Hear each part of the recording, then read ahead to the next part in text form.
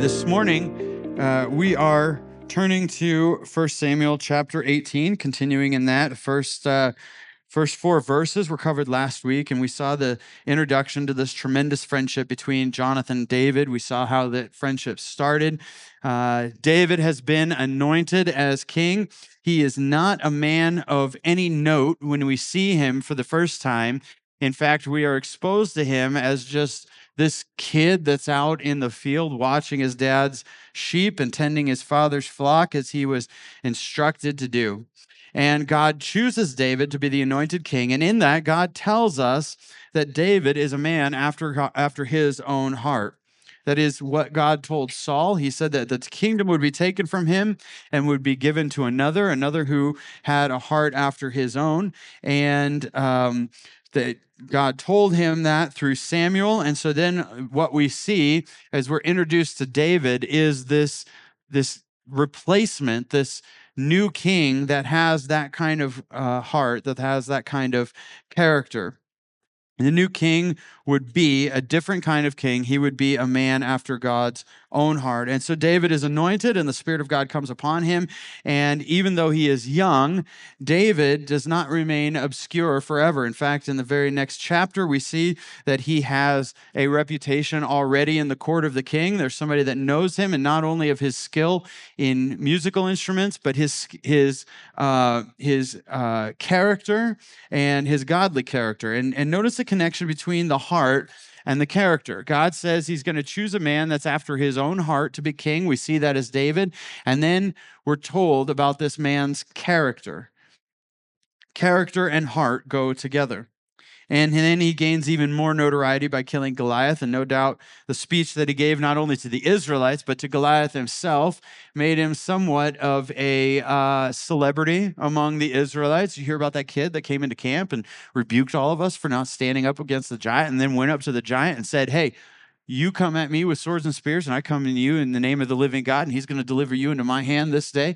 And you think you're big stuff? Well, my God's bigger, and he's going to give you to me. I'm going to cut your head off and hold it up in front of everybody." And that's exactly what he does. And so this kid that comes to give food to his brothers ends up giving us a shadow and a picture of Christ who would come, his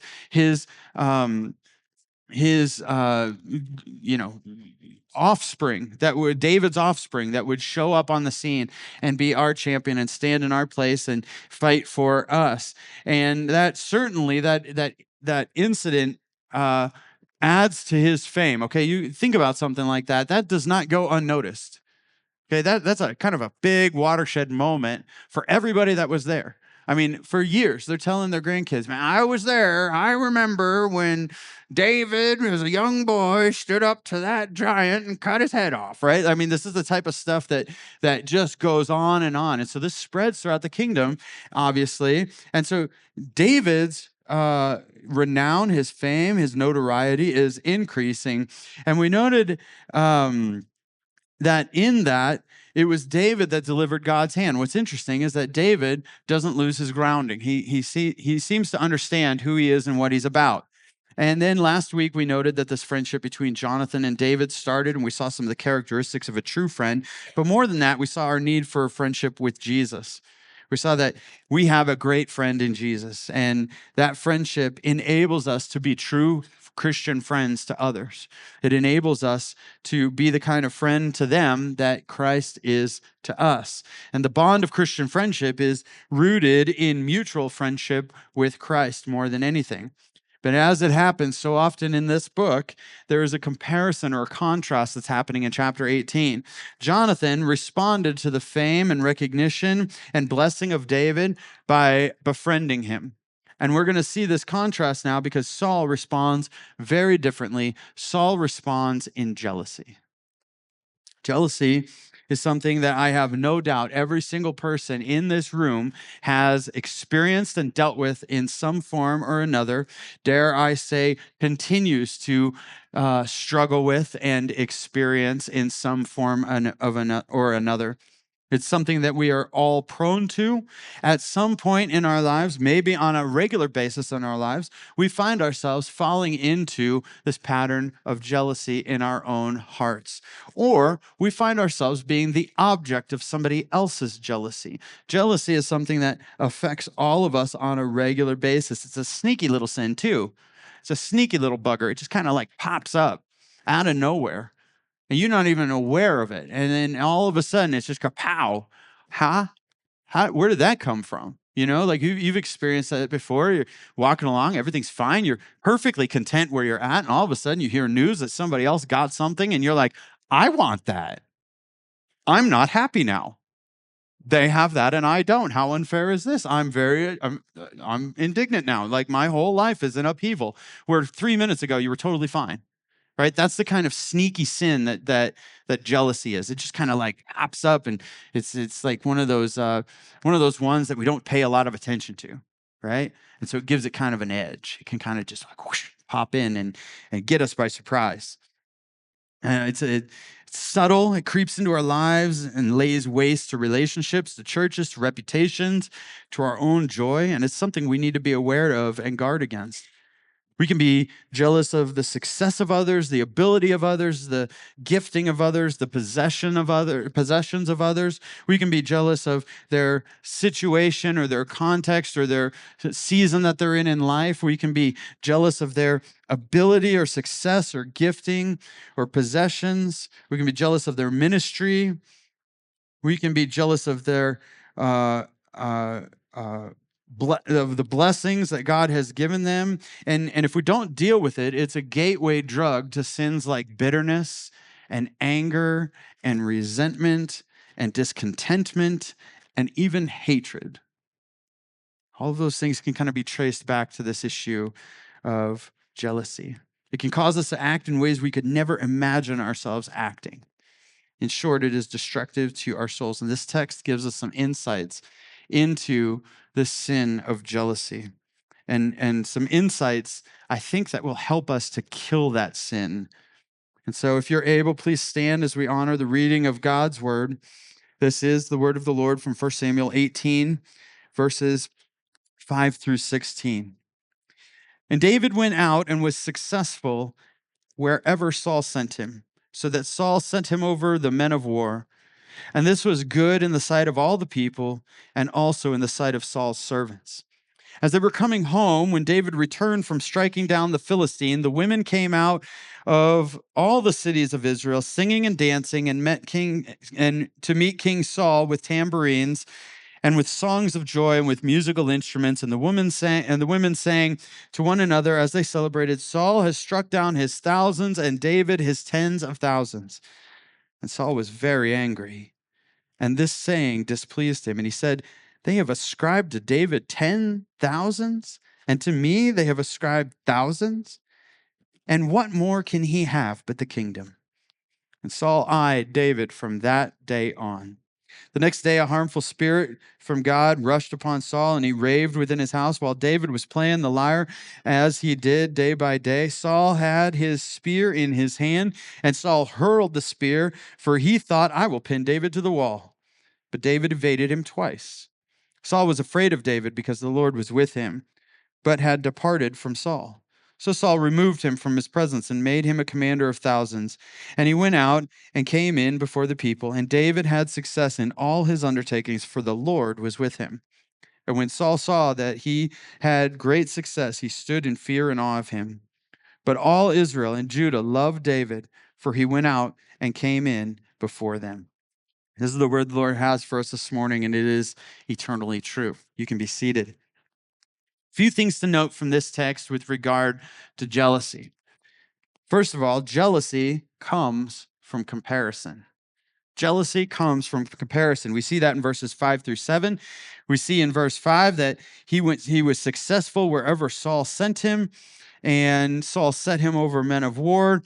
And all of this is great and good, and yet we see also that not only is he successful, but people, even servants within David or Saul's own court, notice him and admire him and praise him. And this might seem benign, right? I mean, like, what in the world could possibly be bad about this? But this is infuriating to Saul. I mean, it's one thing for him to kill Goliath, but it's another to have to listen to all my servants talk all day long about how great David is. I mean, David's so wonderful. David's so talented. David's so good with the spear. David never misses with his arrows. David's such a good leader. David's so compassionate to his people. Why do they ever say anything about me? Why are they always talking about him? I mean, good grief, I'm the king. And what happens is we start seeing the seeds of comparison that begin to be sown in the heart of Saul that give birth into full-blown jealousy. And we see this more clearly in verses 6 and 7. Not only does David have the Midas touch and seems to do good everywhere, and everybody loves him. I mean, geez, everybody loves David. When was the last time they were celebrating me? And then they come into town together, and the women start singing, Saul has killed his thousands and David his tens of thousands. And this just sets Saul off. And look at what he says. Look at what angers him. Look at what sets him off. They only gave me credit for 1,000 or for thousands. And they gave David credit for tens of thousands. What else does he want? The kingdom? What else is there left for him to take?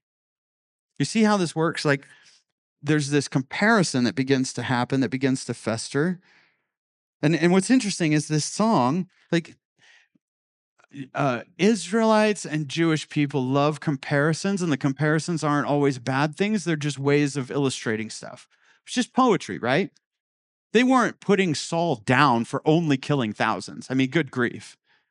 You got your warriors lined up and you're like, this guy's only killed thousands, but this guy's killed tens of thousands, right? That's not a slam on the guy that's killed thousands. That wasn't even the intent.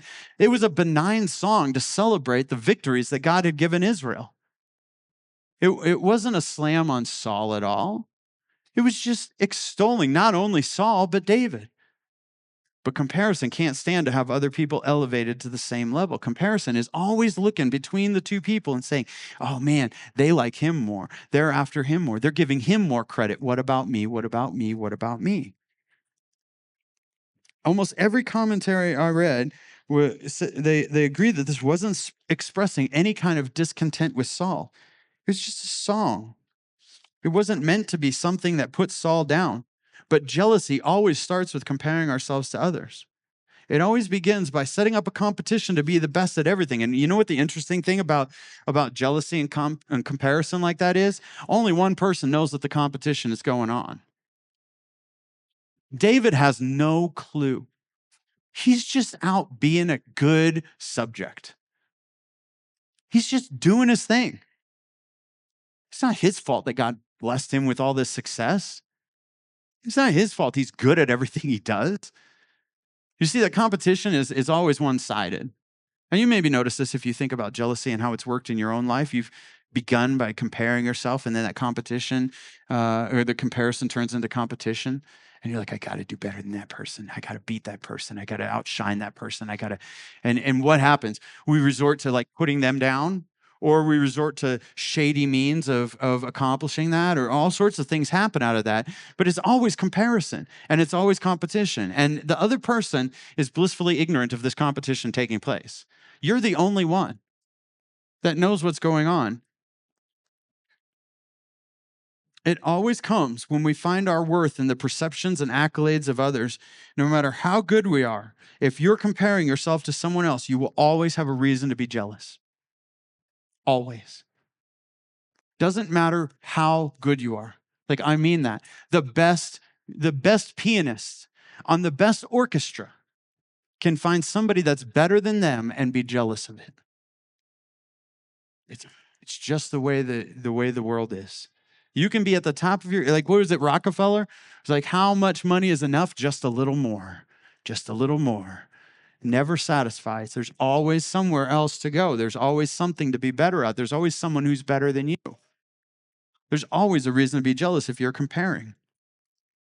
And when we start to walk this path, Every single thing that's said about someone else, no matter how deserved, becomes fuel to the fire of jealousy in our hearts. So and so is such a great employee. So and so is so gifted in this area. And then we turn around and say, wait, you're saying that they're better than me? No, that's not at all what was said. All that was said was a deserving compliment to a person who earned it. It had nothing to do with you. Do you see how this works? Jealousy makes everything about us. Competition makes everything about us. No one was saying you're a horrible employee. It's just a simple observation to honor this person for being a good employee. And the irony is when we compare ourselves to others, we will always have a reason to be jealous because there's always somebody more gifted, always somebody smarter, always somebody more capable, always somebody more successful. There will always be somebody who has what we long for or gets noticed when we don't. So jealousy begins with comparison. Secondly, jealousy comes from a lack of contentment. We see this in verses 8 and 9. Saul was very angry with him, saying, and this saying displeased him. They have ascribed to David 10,000s, and to me have ascribed thousands. And what more can he have but the kingdom? And Saul eyed David from that moment on. Jealousy sees the success of others as a threat to self. It causes us to imagine things that aren't real. It leads us to insecurity, lack of contentment with what we have. Jealous people are typically angry, paranoid, and totally unsatisfied with the good that they have. Jealousy is a thief of joy. You see that in these verses. David, as we'll see going forward, is the antithesis of a threat to Saul. Like if I could pick all the people in the world that would be honored and not be a threat to me as king, David would be at the very top of that list. He's not a threat to Saul in the least. In fact, as we see going forward, over and over and over again, he honors Saul as king. He does not try to take and mobilize his popularity to lead a revolt. Like, hey guys, I'm pretty great. Killed Goliath. That's my platform I'm running on. Now let's all get together and let's have a revolt and depose Saul because, let's face it, Saul was cowering with the rest of the Israelites. Only one person stood up for you. That was me. Let's go do this, right? Not even on his mind. David is the least likely to be a threat to Saul, and yet Saul sees the praise of David's success as a threat to him because he is insecure and not content with what he has been given. David is simply being a good subject to the king, and yet Saul is angry. Isn't it ironic? Like, hey, I'm going to set you in charge of the army, go do great things. David goes and does great things, and Saul's like, man, why are they praising him for doing great things? He's a threat to me and my kingdom. He just did what you said, man. Like he's the best general you've got. This is good news for you. This is really good news for you, but jealousy comes from a lack of contentment. Saul gets angry and paranoid. He's not content with what he has been given, nor is he concerning himself with how to be the best steward of what he has been given. And the result is he eyes David from that day forward. He looks on him with suspicion and skepticism. Rather than trusting him and working from the character which is evident, which is seen by everybody else, which has been seen in David, he sees him as a threat. And his perception of David changes, doesn't it? His view and attitude toward David change. And notice it's not because David did anything to deserve it. Again, this whole time, David's just tootling along as a good little Israelite subject, a good follower of Jesus or follower of the Lord. One song taken out of context because of comparison poisoned Saul toward David because of his jealousy and insecurity, because he wasn't content with the position that God had given him. Rather than being content with what we have, we look to others and see them as a threat. We're all prone to this. And when that happens, our perception on them sours. Not because of anything they've done, but because jealousy has taken root in our hearts, and that intense desire for what they have, coupled with our lack of contentment with what we have been given, causes us to change our perspective on them, to see them as the enemy.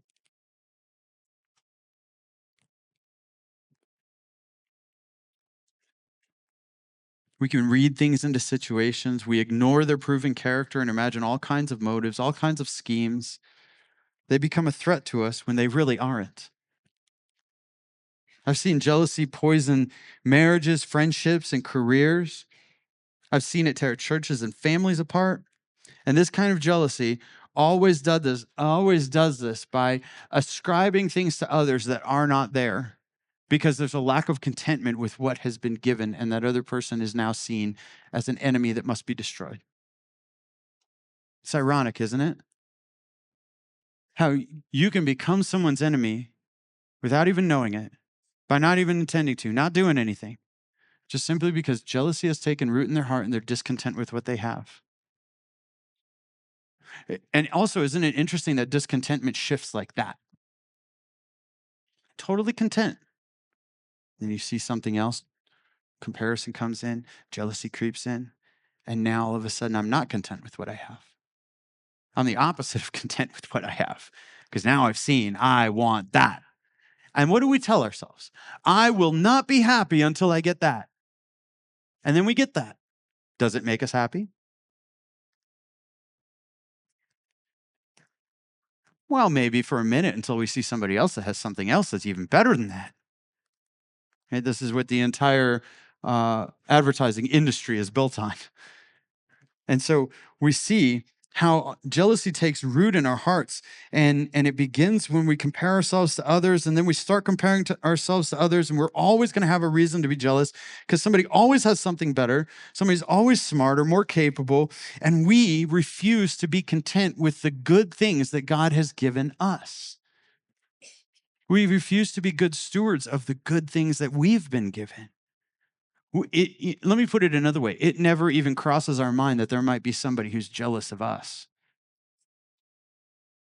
because we can't even be content with what we have.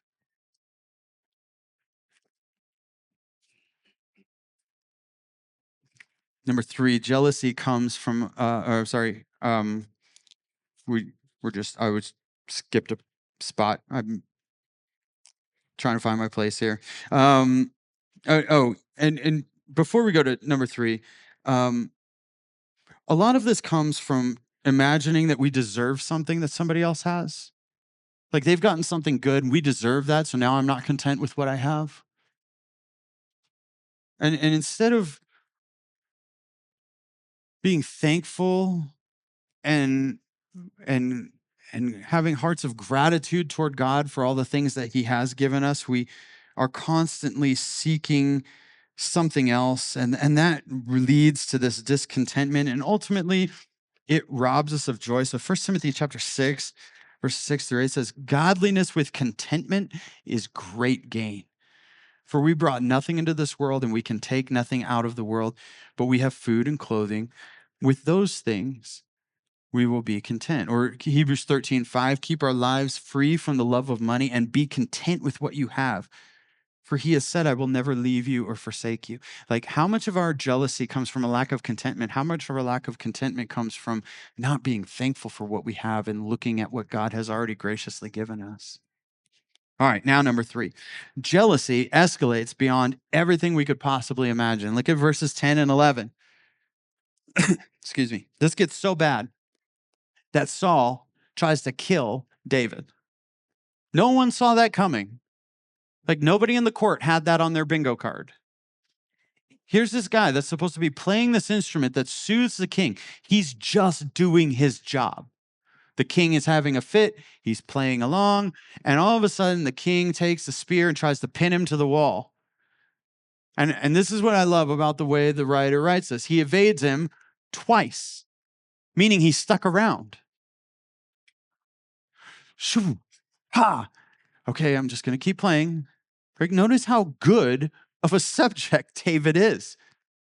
No retribution. We'll come to that in a minute, okay? But he's just playing. Gonna go. Oh, he's getting his spear again. Okay, now I probably need to leave, right? Like, no one saw this coming. When jealousy takes hold in our hearts, And it becomes this unquenchable fire. And we get to the point where we find ourselves acting irrationally and even harmfully toward others, and doing things that we never could have imagined ourselves doing. Emotions take over, and our envy is so great that we act the sins of our heart out upon others. We try to ruin their reputation, destroy their career, devastate their marriage. If I can't have what they have, nobody can have it. I will scheme and plan and go to great lengths to make sure if I can't be successful in that, they won't be successful in that. And nobody starts off like that.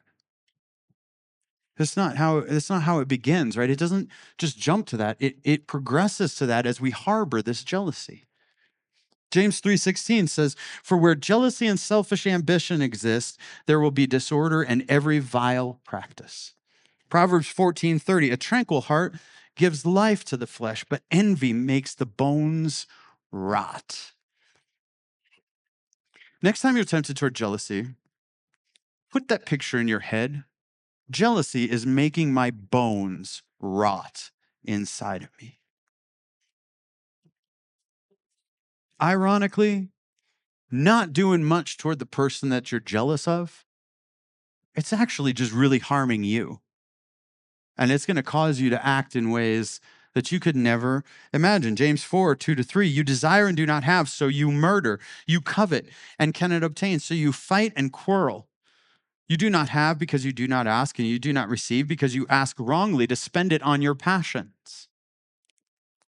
Proverbs 6:34, "Jealousy makes a man furious, and he will not spare when he takes revenge." Big jealousy is not benign. Let it take root and watch how it not only destroys your souls, but you act out of that and try to destroy others. It might seem like insignificant, but it is not. It leaves a weight of destruction and upheaval and ruin. Number 4, jealousy doesn't rejoice in God's blessing of others. Verse 14. "David had success in all of his undertakings, for the Lord was with him." Twice in this text, we see David had success. We see it in verse 5 first, but then in verse 14, we get the reason. It says, he had success in everything because the Lord was with him. In verse 12, Saul is afraid of David because the Lord is with him. In verse 15, Saul continues to notice his success. So what caused David's success? It was that the Lord was with him. It was the providential blessing of the Lord that caused David to be successful. Now, given that fact, what would be a godly response? David's successful because the Lord is with him. So David's success is directly connected to the Lord being with him and the Lord blessing him. What should be the response of a godly person? Should it not be rejoicing? Should it not be thanksgiving? Should it not be praise of God? Jealousy will keep us from rejoicing in the blessing of others. What is one of the things that the writers of the New Testament tell us to do? Rejoice with those who rejoice. Now, I don't know about you, but I've never seen anybody rejoice for no reason, right? There's kind of always a reason behind it. It's like, hey, God's blessing us with this child. We just found out that, or celebrating, announcing pregnancy or announcing the birth of a child, right? Rejoice with those who rejoice. You can't do that if you're sitting there going, but I want that and I don't have that. I got a promotion. God's provided this promotion for us. We're going to be able to provide for our family better. You cannot rejoice with that person if you're sitting there thinking, but I deserve that job and he got it instead of me. Or how come he's making more money than I am? Do you see how this works? Like, what we're doing is we're actually saying something about the blessing of God. We can't actually rejoice with others when we recognize that everything we have, every ability, every blessing, every success is a gift from God. We will actually be able to rightly rejoice at God's blessing of others. But pride keeps us from that. Selfishness keeps us from that. Entitlement keeps us from that. And so we seek to tear down those who experience God's blessing rather than rejoicing with them as we are called to. And notice that jealousy is the fruit of or of entitled selfishness. We live in a culture that's constantly telling us that we're entitled, that you are enough, that you deserve that. Just watch the commercials. Every commercial is telling you you deserve something. You're entitled to something. It's simply not true. You are not entitled to blessing. We are not entitled to blessing. That's not how blessing works. You don't deserve it, otherwise it would be a wage. It's not a wage, it's a blessing, it's a gift. Now, sometimes we even long for things and then we'll say, oh, I got it. And now I'm jealous of the person that doesn't have it because life was so much better when I didn't have this. So much easier. It's so ironic how this works because jealousy is so pernicious that it can make us long for something and then we get it, then we're like, oh man, life was really good when I didn't have that. Look at all those people that don't have that. Look at, whatever. We have to get babysitters to go on dates. It's hard, first of all. It's expensive, second of all. And it's inconvenient, third of all. We used to be able to just get in the car. The world was our oyster, footloose and fancy free, go wherever we want, spend money we didn't have. It was great. And now we've got a budget and we've got to get a babysitter and all that, right? You know how long I longed for the blessing of children and how easy it is for me to look at this and be like, so much easier back then. I'm jealous of those young couples that can just go out to dinner whenever they want.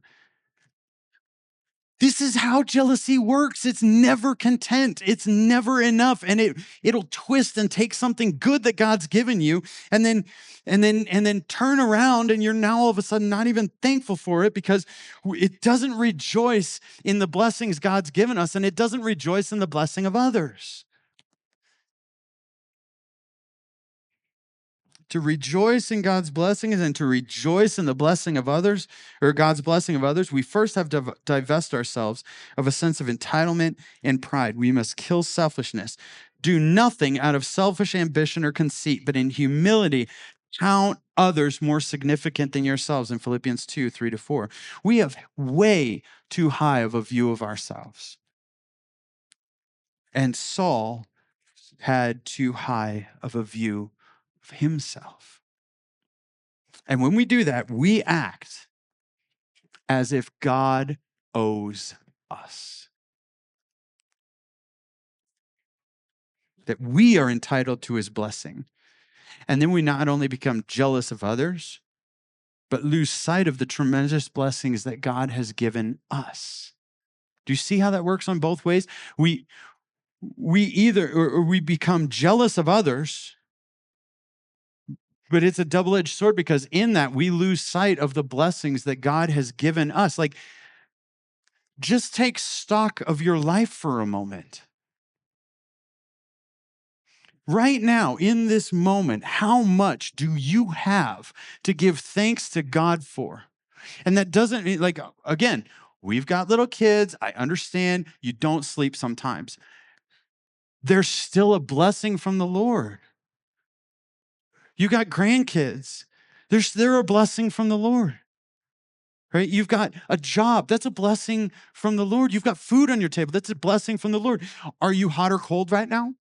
That's a blessing from the Lord. Are you sitting in a chair? That's a blessing from, like, just start taking stock of your life. If you're married, you have a blessing from the Lord.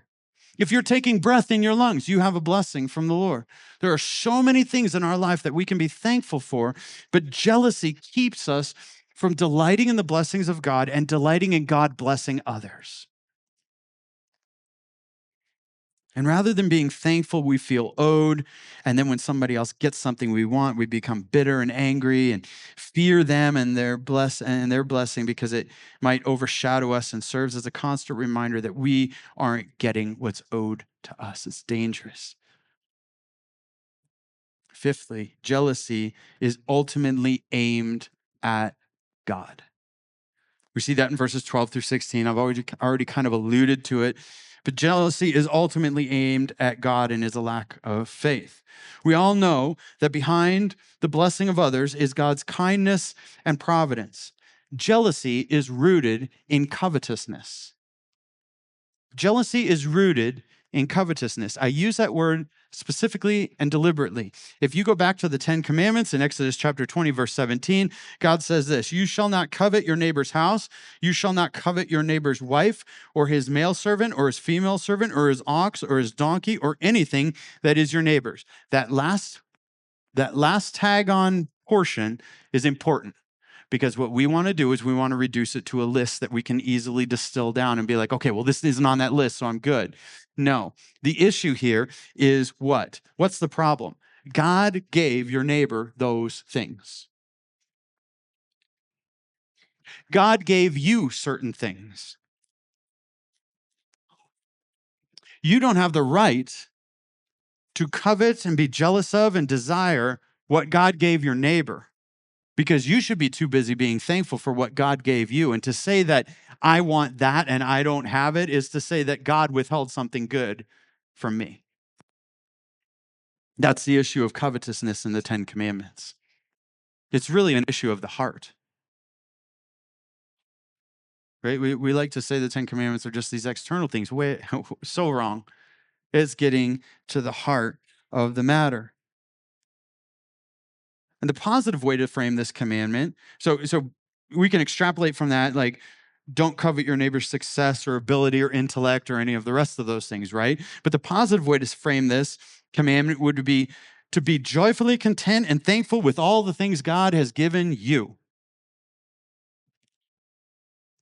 Trust him that he withholds no good thing from his children, which means if you don't have it, it's not good for you. How many of us think about it like that? Given Saul's spiritual condition, would it be really good for him to have a lot of success? Would that be loving toward the Israelite people? Would that be helpful for Saul? Absolutely not. It'd make things so much worse. God doesn't withhold good from his children. He doesn't withhold good for you. Listen, if your neighbor has something that you don't and you want it, the problem is not the fact that you don't have what you want. The problem is you want the wrong thing and you're not trusting God to do his thing in his timing with his good, because he is good. It took me a long time to learn this one on certain things. Jealousy just creep up because I wanted something. It was a good desire too, right? It's not like I wanted meth or something like that. Like I wanted good things. Like I wanted good things that God has given that are blessings, that are explicitly blessings in Scripture. I want these things. Do you trust God with them? Do you trust his timing? I'm going to give you a personal illustration. If we would have had children when we first got married, when I initially wanted to have children, we would have ruined those kids and ruined our marriage because I wasn't ready for it. Did I realize that? No, not at all.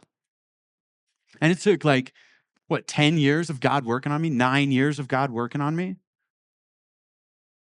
to the point where he gave us children. And I'm so thankful for that. So incredibly thankful for that. Do you trust God's withholding something from you because it's for your good? Not because he's vindictive or mean, but because he actually really loves you. And he's really concerned with your flourishing. And to give you this thing right now would be a barrier to your growth and enjoyment of him. And so when we see things like this, we can look at somebody else's blessing, we can look at somebody else's success, we can look at somebody else's gifts, and we can be thankful to God for that. And be content with what he's given us and use what we have for the glory of God and for the advancement of his kingdom. In Acts chapter 20, as Paul is leaving, he says, I coveted no one's gold or silver. You yourselves know that these hands ministered to my necessities and to those who were with me. In all these things I've shown you by working hard in this way, we must help the weak and remember the words of Jesus himself, who said, it is more blessed to give than to receive. What is jealousy? It is all about receiving. Are we content and good stewards of what we have been given? That's the principle at work here. Be content and a good steward of what God has given you. Seek to use your gifts and your blessing to bless others, not to hoard as if God is withholding something or is stingy with you or your identity is found somewhere other than Christ. And Christ frees us to live in a way that doesn't give jealousy a hold because we are blessed by God. We can be content in the blessings that he has given, and we can use those things to bless other people. We cannot expect greater to be entrusted with greater things if we are not being faithful with the things that have already been entrusted to us. Jealousy, envy, covetousness are really sins against God first. It's saying, you don't know, you owe me, you're not wise, I know better. Are you faithful with what God has given you? Are you thankful and living in humble gratitude for God's varied graces in your life? Have you taken stock of the various and innumerable ways that God is for you and has blessed you? And then are you using those things for his glory with gratitude and humble hearts? One final point here is this. How do we respond to jealousy? Like a lot of this has been like, if we're struggling with jealousy, what if somebody's jealous of us? I think David's helpful here. Saul's jealous. David's the object of the jealousy. And what does he do? Just want to quickly note this. He did nothing wrong. He never seeks to justify himself. He never defends himself. He never retaliates. And most importantly, he never turns to hate or retribution. He never seeks to poison the people whose favor he enjoys. He never gets puffed up in his success and boasts and leads a revolt. He simply continues to be faithful subject and does what he is told. There's even a hint in the end of this section that we're reading that the reason that Saul put him in charge of the thousands is to get him killed. Like, I can't kill him, so maybe I'll put him in charge, and maybe I'll get him out there on the front line, and maybe the Philistines will do what I can't do. Ironic, once we get there, because that's exactly what he does to a guy named Uriah, what David does to a guy named Uriah. Maybe he took this out of the Saul playbook, but like David's never like trying to defend himself. He's never coming back at this. He just keeps going forward. Okay, you put me in charge of thousands, I'll go do a good job of that. Maybe I get killed in battle, but I'm going to do it anyway. He just goes forward in his life, trusting God. When Saul tried to kill him, he simply evades it twice. He stuck around, as I said.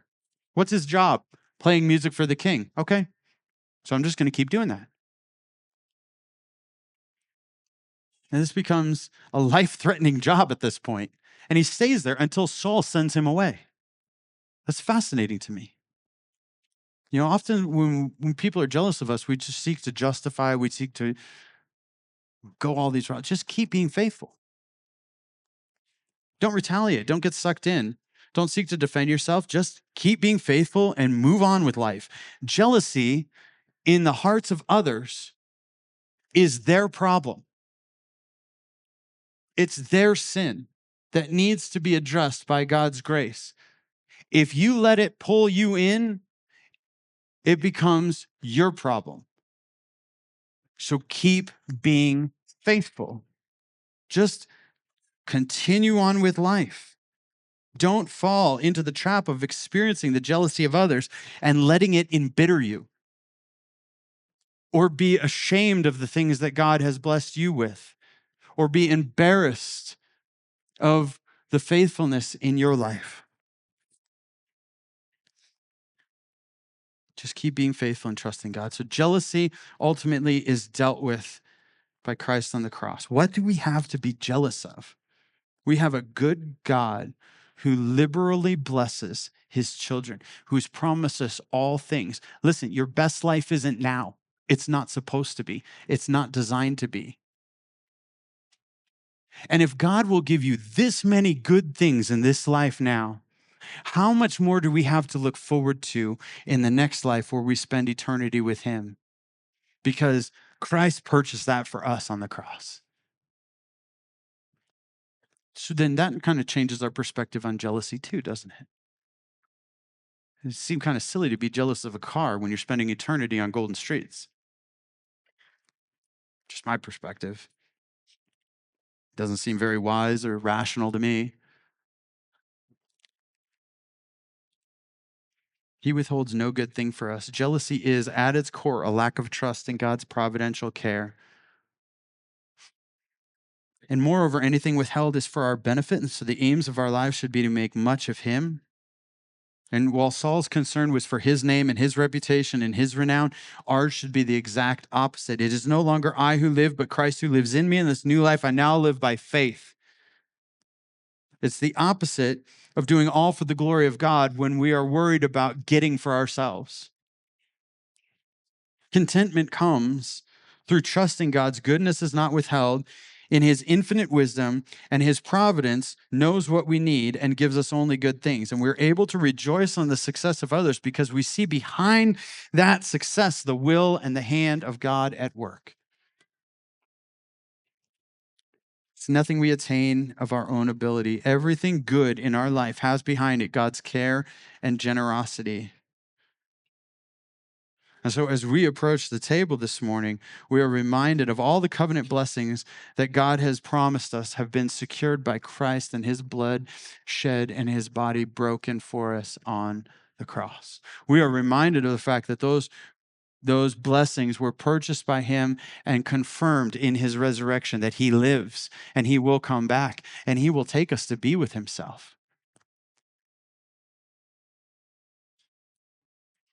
It's a means of strengthening our faith as He renews His covenant with us. And jealousy and bitterness have no place at the table.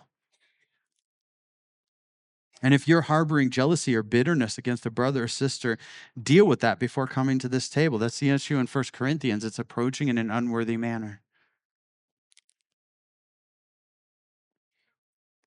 because of divisions in the church, because they're concerned with their glory and their status rather than God's glory. So let that not be true of us. And instead, let us say with Job, the Lord gives and the Lord takes away. Blessed be the name of the Lord. Let's pray.